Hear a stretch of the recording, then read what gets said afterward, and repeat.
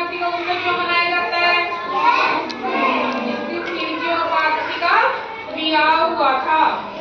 ठीक है, चलो आज मैं आपको ना शिव जी और पार्वती की कहानी सुनाऊं।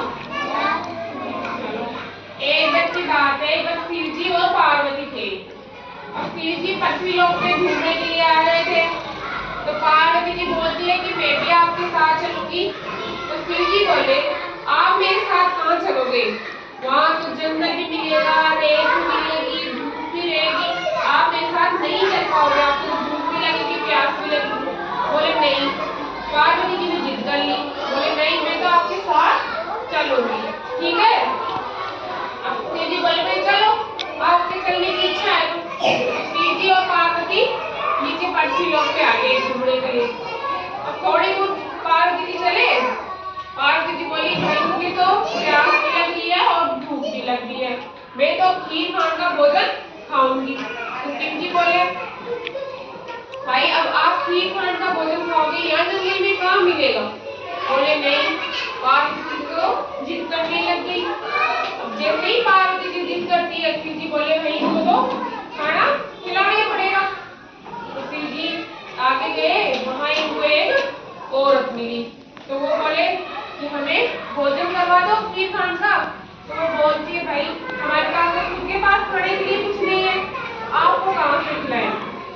तो बोले शिव जी कोई बात नहीं, शिव जी आगे चले गए। अब जैसे ही शिव जी आगे जाते हैं, एक बूढ़ी औरत मिलती है उनको।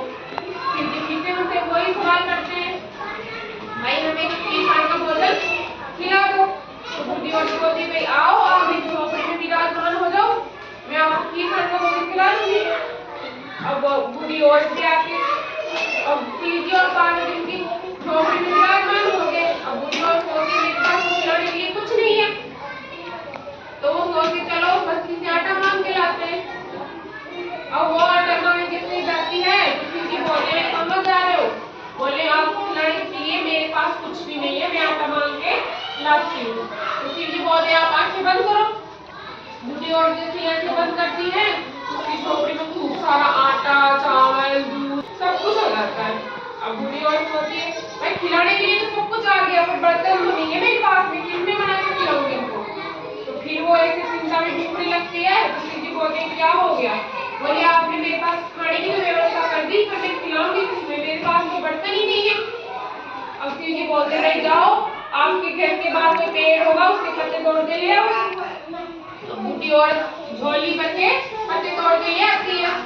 अब वो लाके अंदर रखती है। शिव जी बोलते आंखें बंद करो। जैसे औरत आंखें बंद करती है, चारों तरफ बर्तन ही बर्तन सो जाते हैं। आराम कर लो, ठीक है, बर्तन हो जाते हैं ना। तो बूढ़ी औरत उसमें खीर खान का भोजन खाती है। ठीक, अब खीर खान का भोजन बनाती है, फिर वो पार्वती जी लेते हैं। अब शिव जी बोलते हैं बूढ़ी औरत को भाई बोली क्या आपको खा लिया, इसका बच गया उसका मैं क्या करूं? बोले पूरी बस्ती को बुलाओ। पूरी बस्ती को लौटा ले आई। सब आए जीम जीम के चले गए। तुमने सोचा भाई आप बूढ़ी माई ने बहुत अच्छा जीम आया है। एक कभी तो ये होता है कि उसके पास खुद के पास खाने के लिए कुछ नहीं होता, आज पूरी बस्ती को जिमाया। सब वाह वाह वाह करके चले गए। अब शिव जी बोलते बूढ़ी औरत को आप भी जीम लो, तो वो भी बैठ के खाना खा लेती है। अब शिव जी बोलते अम्मा आप आंख बंद करो। अब अम्मा जैसे आंख बंद करती है, वो उनकी झोपड़ी की शिव जी लात मार देते हैं।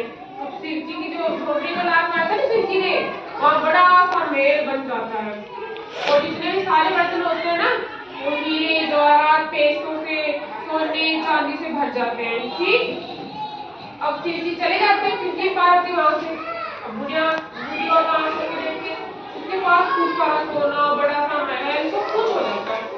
जो पहले औरत मिली थी ना, वो वहां दौड़ी दौड़ी आती है। वो औरत को बोलती तूने मेरा चुरा लिया। तो बोलती है मैंने थोड़ी चुराया आपका, मुझे तो शिव जी भगवान टूटे। अब वो बोले अब कहाँ गए हो? बोले उस साइड में चले गए। अब वो औरत उनके पीछे पीछे पीछे पीछे दौड़ती है। तो शिव जी बोले, पार्वती जी बोलती है, आवाज मारती हुई दौड़ती है ना वो औरत, तो पार्वती शिव जी को बोलती है भाई आप रुको और इस औरत की बात सुनो। तो शिव जी बोले पृथ्वी लोग पता नहीं बहुत लोग मिलेंगे, हम लोग किस किस की बातें सुनेंगे? उसकी बातें सुन के ही चलना पड़ेगा। ठीक है, फिर जिस दिन